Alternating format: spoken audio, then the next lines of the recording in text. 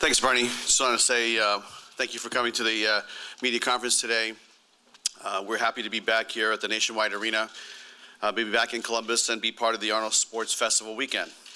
We have a great fight card for you guys on Saturday night. But first, let's talk about our broadcast partner. This event will air live on Showtime starting at 10 p.m. Eastern. It'll be taped live on the West Coast, so it also will air 10 p.m. Eastern. And the prelims will air on Showtime Extreme beginning at 8 p.m. Eastern and 8 p.m. Pacific. Tickets are still available at the Nationwide Arena box office, as well as, I believe it's Ticketmaster. Is it Ticketmaster? We got an amazing fight card. If you look at the fight card from top to bottom, it's stacked. It's another proud card. Happy to host it. And I'd like to introduce the stars of our show. To my far left, some of you don't remember Mr. Misaki, but Kazuha fought for us in 2009 against Joe Riggs at the Playboy Mansion in Strikeforce back in 2009. And he holds wins over Dan Henderson, Phil Baroni, Dennis Kang, and Ed Herman. Fighting out of Tokyo, Japan, he has a record of 24-11-2, and he is a former Pride welterweight Grand Prix champion. And he's fighting Mr. Paul Daly, always entertaining. Glad to have you back, Paul. Fighting out of Nottingham, England, with a record of 29-11-2, training partner with Mr. Dan Hardy. Currently on a 2-fight win streak. Holds wins over Martin Kapman, Scott Smith, Jorge Masvidal, and he had an amazing fight with us last year in San Diego. I know it didn't go his way, but amazing fight with Nick Diaz. One of the best fights I've ever seen. In the sport of mixed martial arts. And the next fight, we have, to my left, Mr. KJ Nunes, 10-3, out of San Diego, California. He'll be fighting Mr. Josh Thompson to my right, fighting out of San Jose, California. Josh defeated Gilbert Melendez back in 2008. Additional wins over Namfam, JZ Cavalcante, and Pat Healy. And then our main event, the female main event, which we're very proud to host. It's the most anticipated female fight since 2009 when Gina Carano fought Christine Cyborg. And to my left, Miss Ronda Rousey, 4-0 in mixed martial arts, fighting out of Venice, California. All 4 pro victories have come under 1 minute of the first round via armbar. 2-time Olympian and a bronze medalist in judo. And she'll be fighting for the 135 pounds for the first time against our current champion, fighting out of Yakima, Washington, to be one of the best all-around mixed martial arts fighters, female in the female division, making her first title defense since defeating Marlos Conan last July. Currently on a 6-fight win streak. Once defeated 2 women in one night at a Strikeforce show in 2010 when we held our tournament in Arizona. At this point, we'd just like to open up for questions, and then we'll go from there.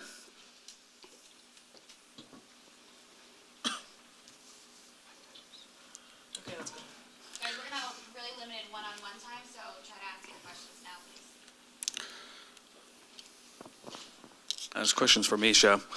Misha, I know a lot of fighters say they don't look at the odds, they don't really care about what they mean or what odds makers are saying basically in setting odds, but you're a massive underdog in this fight, at least on a lot of lines. How do you feel about that? I don't really care. I mean, the betting odds are just an opinion. You know what I mean? I'd like to maybe see the statistics on how often they're right anyways. To me, it's just another number. It's just an opinion, and I'm going to bring the fight Saturday night, so I'm not too worried about the betting odds. Scott, this is for you, and this is in regards to the Josh Thompson and KJ Nunes fight. Will the winner of that fight be up there in the mix for next challenger? Well, it definitely is going to have title implications. We always like to wait to see how the fight goes and how it develops, and then we'll make a decision from there. But if you look at the talent of these 2 guys, I definitely think we're going to take a close look at it. I kind of answered my question a little bit. My question is for Josh, though. Your fights with Gilbert, absolutely legendary, and I was just curious, in your own mind, what's a win over KJ mean to you on Saturday night? I think what everyone should understand is that I'm going to get the best KJ that you guys have seen. I think you guys saw a little bit of it from his fight with Billy. He's obviously been working on his wrestling, so he's working on his wrestling defense. He's also been working on his kickboxing, not just being a flat-footed boxer. So to be honest, it means a lot to me, to know that nobody else in Strikeforce has fought the KJ I'm going to fight. And so for me to get a win over him it's going to be great. And so I think with a good showing, I definitely think it should be a title shot next, but that's just obviously my opinion.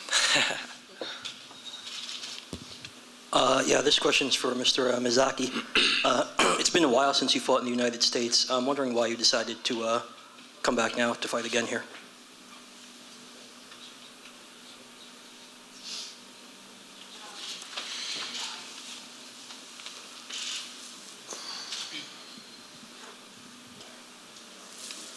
今回アメリカで試合をする決意をしたのはやっぱり今世界の中心となっているこのアメリカで挑戦をしたいというのと、もちろんその相手選手のポール・デーリー選手との対戦というのは非常に僕にとっても嬉しい知らせでありました。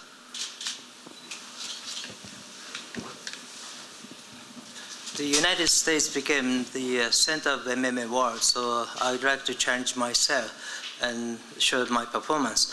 And I'm honored to fight against the Paul Daly this weekend. And a question for Paul. Mizaki has sort of a quirky striking style. I was wondering what kind of threats you thought he might present to you. Sorry, just say that last bit again. I'm wondering what kind of threats you think he might present as an opponent. He presents threats from everywhere. If you look at his record, like Scott said, he's a tough guy. He's beat a lot of big names, and I consider him an all-rounder. His stand-up is kind of crazy and a little bit unpredictable, but, I'm taking this fight very seriously, and he's a dangerous guy. Paul, this question's for you over here. Fairly or unfairly, people remember you for what happened with the Josh Koscheck fight. The months, what have you done to kind of restore your image there, to have a more positive image for MMA fans everywhere? That was just a few seconds, really. That's not my whole character, and I think for the media to sum that, a few seconds up as the real Paul Daly is wrong. And people that have seen the documentaries I've done and interviews since then and the statements I've put out, you'd realize that that's not really my character. It's just a moment of madness. And Josh, for you, this will be your first fight in well over a year. How concerned are you about cage rest? About cage rest? I've been through this before. The second fight with Gilbert, I was out for 15 months. Came back and, obviously you noticed I was in great shape for that fight. We had a 5-round battle in war. But what did slip away was the techniques. So for this camp though, and for this during this whole time I've been off, I was able to still hit mitts, still work on all the stuff I needed to work on. I had a fractured foot and torn ligaments in my foot for pulling out of the Maximo fight. So I was out for a little bit then. I also had surgery on my wrist. So as soon as I broke my foot, I scheduled the surgery 2 days later. And so I just did both things at once. So I was out for that 8 weeks, but other than that, I've been working a lot more on my techniques. And getting in shape has never been a real problem for me. So just, I train pretty hard as far as that goes. This question's Otherwise, I'm not worried. This question's for Rhonda. Hi, Rhonda. For those people who think that the only way you're going to win this fight is to get a hold of one of Misha's arms, are there other avenues? Have you been working on other things? Are there other places that you can win this fight on Saturday? Well, of course there is, but why would I want you to know that? I mean, the less that everybody knows, the better for me. I think that I'm very fortunate that they have very little footage to study of me, and they have really very little knowledge of, everything that's in my arsenal. So I'm not telling you. I know. You didn't tell me the other day on my radio show either. I just thought I'd throw it out there. You just wanted to reiterate? Yeah, it was a good question. So.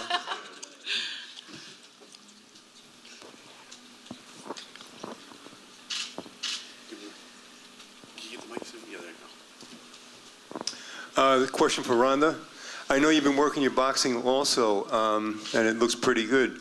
Do you think Misha's going to try to keep it standing? I think that she probably would try to keep it standing because that's one part of my game that no one has seen, and they assume that it's not there. So that's what most of the girls that I've fought have tried to do so far, but it hasn't worked out very well for any of them either. So whatever she tries to do, I'm ready for it.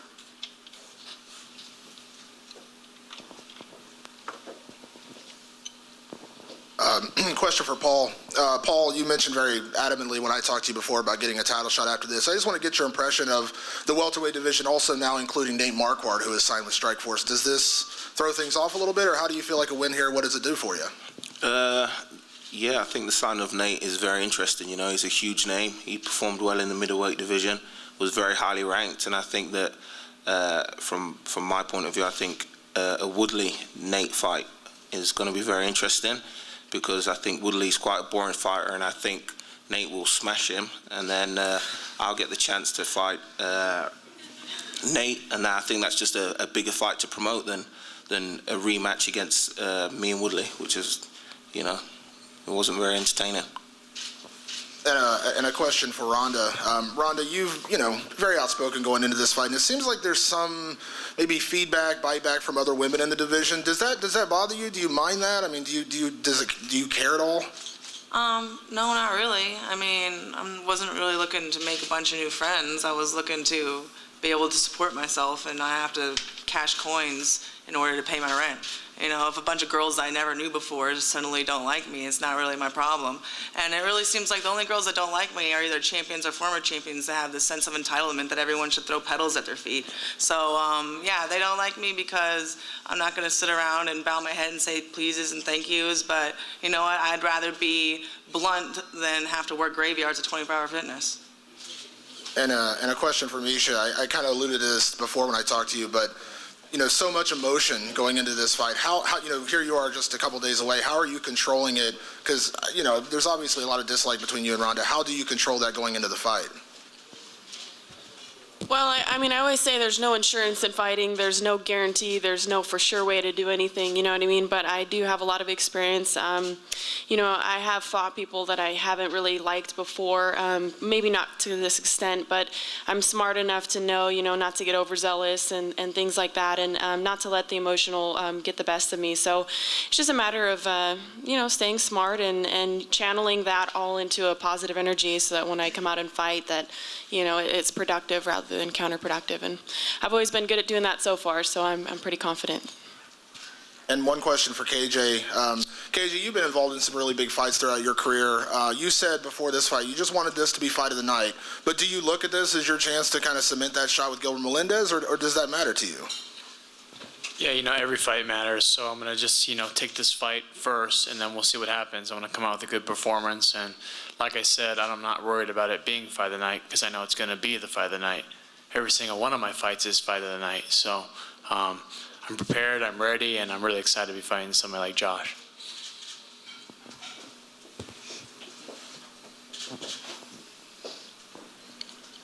This question is for KJ. Josh has talked a little bit about what he's expecting from you in the fight. What are you expecting from Josh? Josh is pretty well all around, but I mean, he's got great wrestling, great ground game. He's actually got really good submissions, so that's, something that we've been working on. And, I expect him to do what everybody else tries to do, take me down, try to put rounds in the bag and, try to win the fight, But I've kind of changed my approach on the fighting instead of just going there and trying to, brawl it out and see who the toughest guy is. I want to win too, so I've definitely brought a couple things back in the fight game. My kicks, my knees, my clinch, the ground. I mean, everything other than boxing. Because usually I just go in there and want to beat somebody up. So I think that's going to play a factor of me just being a better all-around fighter in there. But yeah, most definitely, he's good all around. He's been champion before, but he's going to, like everybody else, they're going to want to use their strengths in the game, which his is, the submissions and the wrestling, and with that comes laying on people and trying to edge rounds, and I've done that so people can't just put rounds in the bag. So it's going to be exciting. I'm prepared for everything. Questions for Paul. It seems like your career past the fight this past April with Nick, there's been some limbo with your future with Strikeforce. Did you think you'd be back in Strikeforce? I wasn't too sure, I figured that I'd have to go away somewhere else and get some good wins in the bag, which I did. There weren't great performances. I think there were 2 decision wins, but it just kept my name out there, and I think that the people with Showtime and Strikeforce would be foolish not to have such an entertaining fighter as myself on their roster, Thank you. And humble. And then question for Misha. Rhonda was talking about working graveyard shifts at 24 Hour Fitness. I was wondering, how long did it take you to do this full time? What were you doing beforehand, and what sort of struggles did you have to undergo before you made this a career? Yeah, I had about a year of an amateur career. I was 5-1 as an amateur, and back then I was going to college full time. I was working at McDonald's. I was 19, and I was also training. So that was, pretty vigorous. But when I shortly after turning professional, I was working at Costco, and I was there for maybe a year, and things really started to kind of take off for me career-wise. Strikeforce was showing interest, and I had fought Elena Maxwell at that time, and I think they realized that maybe I was worth investing in, and so I just kind of dove right in. I actually moved into a very small, like 22-foot, we call it a road ranger, a little house on wheels, and I was parked right outside the gym. Me and Brian and his best friend all lived, 3 of us in there for almost 2 years. And we did that to cut costs so that I wouldn't have to work, so that I could dedicate all my time to training and fighting. And, this was my passion, my drive, and so I wanted to give it my all, and I was definitely willing to sacrifice the luxury of, living expenses and having a nice place or room space just to have the time to be at the gym and be able to dedicate that. And I feel that was the right decision. It's definitely paid off. And a lot of this, the pre-fight talk has been directed at you. You've been the target of it. But is there any part of you that can kind of understand, what Rhonda was trying to do and why she did it and promoting this fight so much? I'm sure. I think that the thing about Rhonda is that, she's a very, kind of a self-righteous person. She cares more about herself than she does about the sport of women's MMA. And, I think that what she's done has all been about her and marketing herself. And she's talked her way into a title fight, in my opinion. She's not the #1 contender at 135 because she's never even fought here. So, at 4-0, what she's done is what she's done. It's been moderately impressive, but she's never fought anyone of my caliber, and I think it's going to be a true test for her. I think that begs a response from Rhonda. Yes, I think that this card is evidence of the suffering women's MMA has suffered because of my actions. Is there any part of you that thinks, you've spoken about Chael Sonnen in the past, and a lot of people compare you to Chael Sonnen, in terms of, your trash talking. You're very good at it. But is there any part of you that thinks that maybe this might turn back on itself and become kind of an act and, you might be forced to do it, you might become a sort of a prisoner of your own success, so to speak? No, I don't think so. No one's forcing me to talk a certain way. I'm just kind of improvising and making this up as I go along. And I don't feel like I'm trapped in any sort of character. I just kind of talk in the way I feel like any given day. Misha, the animosity for this fight has been legendary. It's been a lot of trash talking back and forth, a lot of animosity there. You guys have both said where that comes from and all that, but let me ask you this, and do you have any respect for Rhonda, what she's done as a fighter at all, or do you have any kind of respect for her, for her accomplishments? It's obvious that I don't really care for her personality and the way that she's chosen to market, but I can say that, what she has done in the cage has been good. She's a year into her career. She's 4-0. That's all great and everything like that. And I think her accomplishments in the Olympics are also something, very impressive. But again, it just goes back to who is she beating, and I just don't think that she's on this level yet. You know what I mean? I think what she has done so far has been great.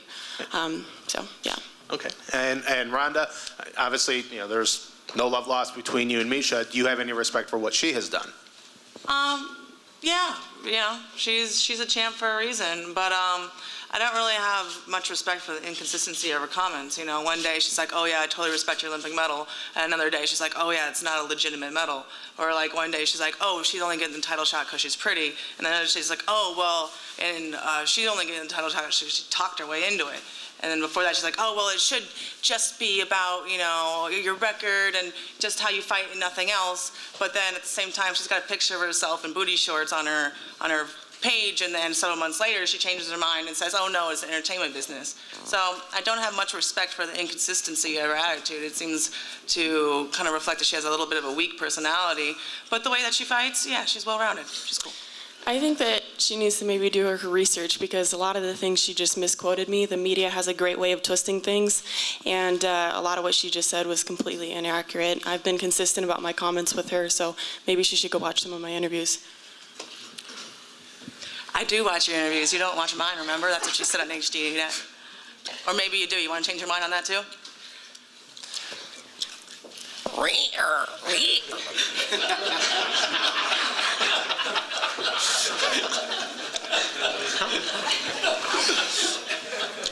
Sorry.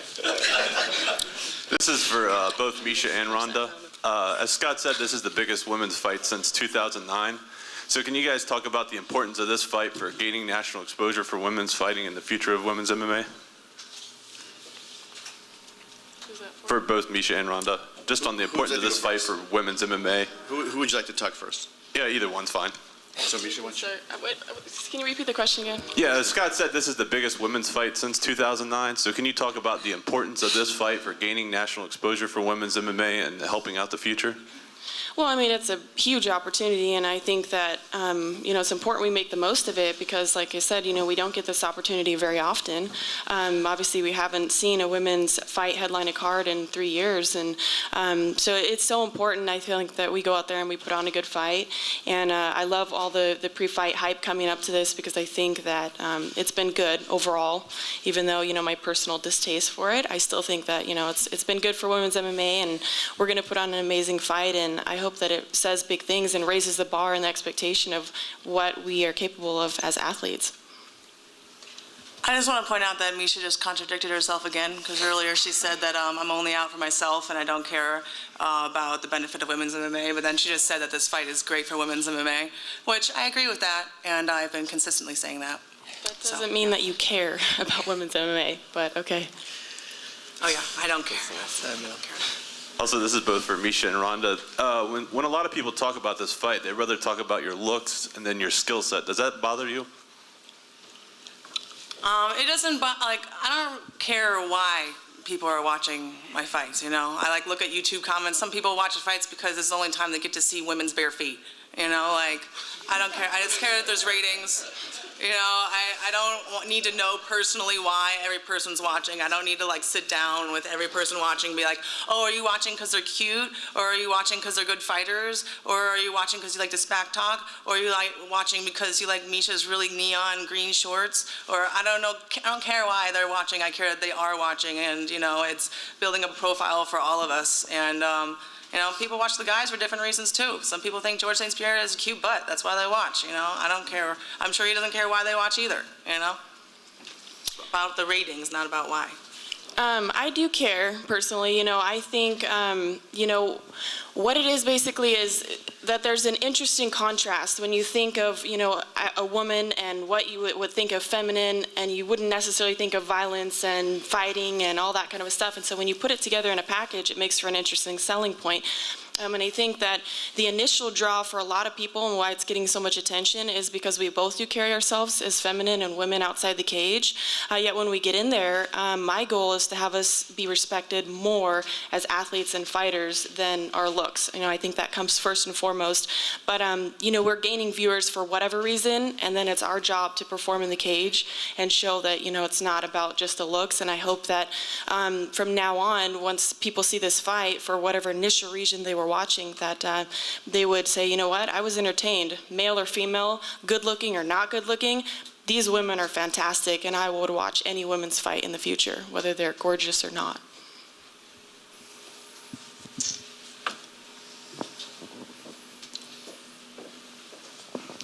This question is for Paul. In the last series of fights, there has been some problems with making weight, and you have said that you've rededicated yourself to cleaning up your diet, re-evaluating your diet, to make weight. Can you talk a little bit about what you've done, to improve your diet? Firstly, I stopped eating fried chicken and watermelon, and started eating some salad and stuff. So, yeah, I started eating some salad and some grilled chicken. Thank you. Oh, boy. Well, on that note, I think we'll wrap it up. But I'd just like to say, guys, listen, these fights Saturday night are going to be unbelievable, and we're looking forward to our main event. And just because, you know, we have two beautiful young ladies, don't underestimate them because they are dangerous, they're explosive, and they can fight. And this is not a gimmick fight. This is a real fight, and I think you can feel the heat on this fight between the two. When that cage door opens and these ladies go in and the bell rings, it's going to be on. So tune in on Saturday night or come down to the arena, and we look forward to seeing everybody there. Please don't forget to tell your viewers and the readers that tomorrow the weigh-ins will be open to the public still, right? It's at the Arnold Classic tomorrow. They're on scale at 5 p.m. So these fighters will be on the scale starting at 5 p.m. And let's break it down for photos. Okay.